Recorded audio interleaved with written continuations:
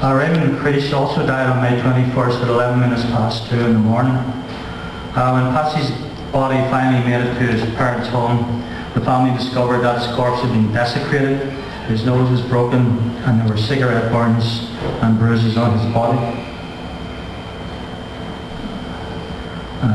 Michael Devine, an INLA prisoner, was the last hunger striker to die on August the 20th, the same day that Owen Karen was elected to the seat vacated by Bobby Sands from South Tyrone when he had died on May 5th.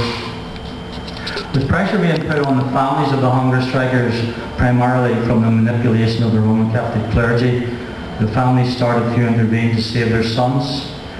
The hunger strike was formally ended at 3:15 p.m. on October 3rd, 1981. 3 days later, the British Secretary of State, James Pryor, announced partial concessions, including the right for prisoners to wear their own clothes. By 1983, all the 5 demands had effectively been granted, but without a formal recognition by the British government.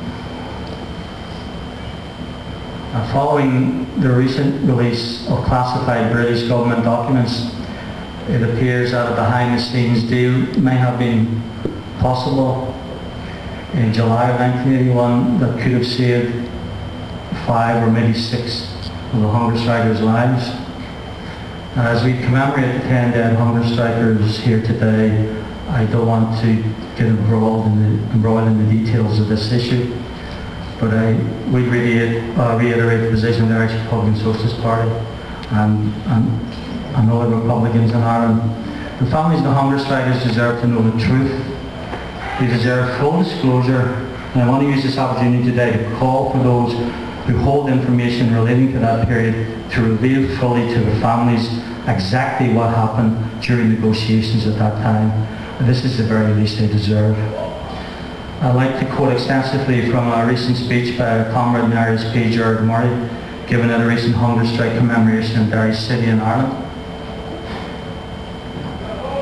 Recently it was said that the hunger strikers would in all likelihood have supported the Good Friday Agreement. Well, we cannot speak for the hunger strikers, but we do know the political philosophy that they followed in 1981. Others can change their views, which is their prerogative, but we have not. The hunger strike in Long Kesh was 28 years ago, yet it remains vivid in most people's minds. We must not lose focus on who the real enemy was and remains so to this day.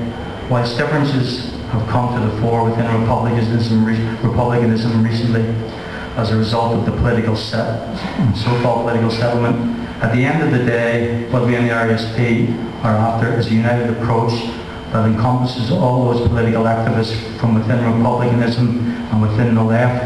Only unity can achieve real social change, and that is the stated objective of the RSP. And we must focus on the real enemy, and that is the British establishment and the failed two-state solution in Ireland. So what of the Good Friday Agreement? Well, it is good for some, but not so good for many others. Today we still see Irish political prisoners being denied the status that the hunger strikers give their lives for. And a single stroke of a pen, political status was signed away. If we supported the prisoners in 1981 for those demands, then by extension we must support the prisoners today in the quest for the restoration of political status. Politically, things are no better in the south of Ireland, south of the border. Maura Harrington, one of the main campaigners against the oil giant Shell's ecologically disastrous plans in Mayo to build the Corrib pipe gas line, was arrested a few weeks ago and sent to prison for non-payment of fines. How many Shell executives have been arrested over the years as a result of their wanton pollution, vandalism and corruption? How many senior politicians have been sent to prison? The answer is none, because in the corrupt capitalist system that operates in Ireland, the poor are punished whilst the wealthy hand out brown envelopes to policymakers so that they are giving a free hand to strip our nation's natural resources in much the same way that Nigeria has been stripped of its natural resources by the big oil and gas companies, whilst the poor live in the worst poverty imaginable. We need a new political system that caters for the needs of the poor, We need to marry the national and social aspects of the struggle and unite them in one common struggle.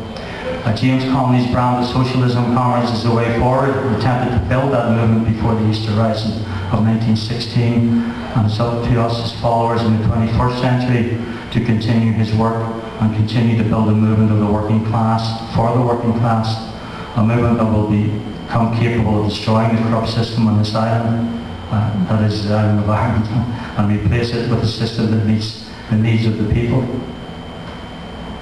So that's why it's important to educate young people today about the period of the hunger strike and the ultimate sacrifice the 10 brave men gave in that prison all those years ago.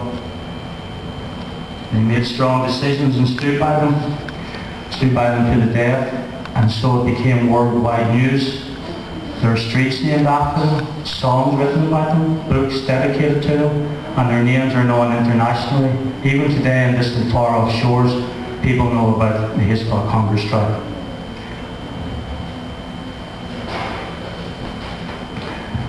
Today is, well, obviously June 6th, and it's the 141st anniversary of the birth of the great Irish socialist and founder of the Irish Socialist Republican Party, James Connolly.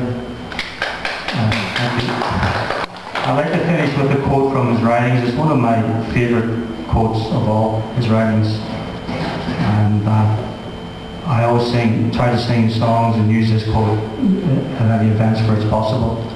Especially as I'd had the privilege of knowing his daughter Nora Connolly. He actually passed away during 1981. And it's a quote that is valid and relevant today as it was profoundly prophetic back in 1897. If you remove the English army tomorrow and hoist the green flag over Dublin and Castle, unless you set about the organisation of the Socialist Republic, your efforts would be in vain. England would still rule you. England would still rule you. She would rule you through her capitalists, through her landlords, through her financiers, through the whole array of commercial and individualistic institutions that she's implanted in Ireland and watered with the tears of her children and the blood of her martyrs. Let the fight go on. Seriously, good job. Chucky Ireland. Thank you.